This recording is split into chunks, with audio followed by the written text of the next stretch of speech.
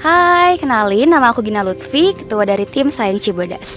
Motivasi aku untuk ikut tim Sayang Cibodas ini sebetulnya pertama karena di kampusku tuh nggak ada KKN dan aku melihat community empowerment ini sebagai KKN. Dan yang kedua, alasan kita secara keseluruhan sebetulnya karena kita kan sudah cari potensi tempat-tempat gitu ya, dan Cibodas ini punya potensi madu tapi masih belum dikenal sama banyak orang dan belum dijual sampai ke jauh gitu. Makanya kita tertantang nih untuk buat madu Cibodas ini supaya lebih terkenal dan lebih laku lagi.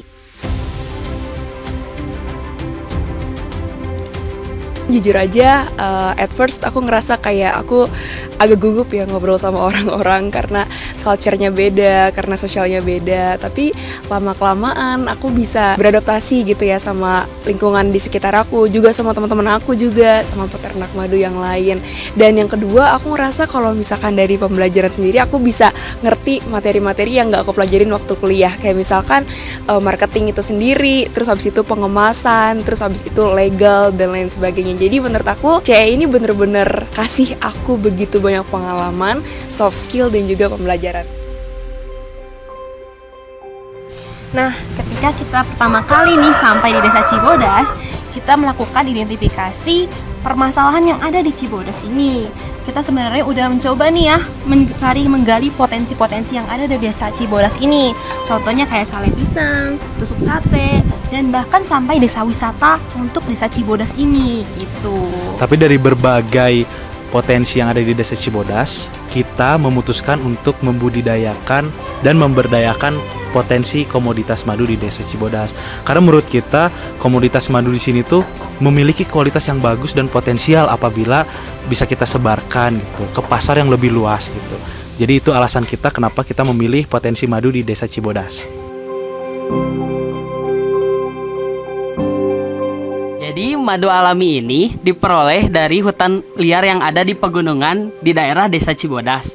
Karena mendapatkan prosesnya secara alami, produk hasilnya pun sangat bergantung pada musim. Seperti madu odeng dihasilkan pada saat musim kemarau, madu kelenceng pada saat musim hujan, dan madu hutan lebah pada saat transisi dari hujan menuju ke musim kemarau.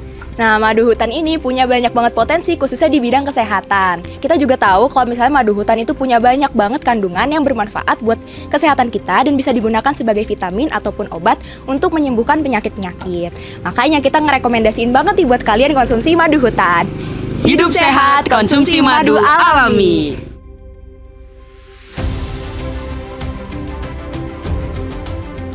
Yang menjadi tantangannya itu pertama alam ya teh ya, cuaca.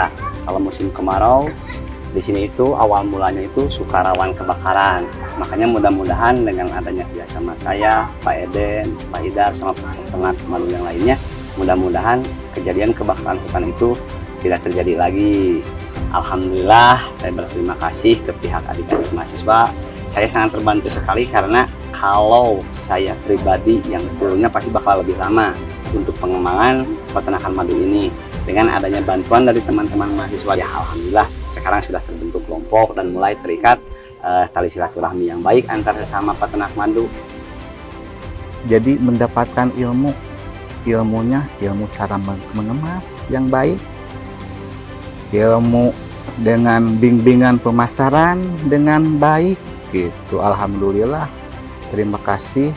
Aku ini mahasiswa matematika, jadi biasanya aku itu mengolah data. Tapi di CE kali ini aku mendapatkan proyek dan tantangan baru nih.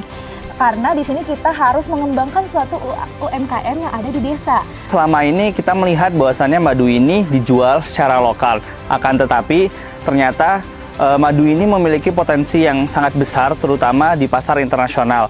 Karena saya pernah bertemu dengan rekan saya, beliau adalah eksportir madu. Jadi dari sini kita dapat mengambil kesimpulan bahwasannya madu ini memiliki potensi pasar yang sangat luas.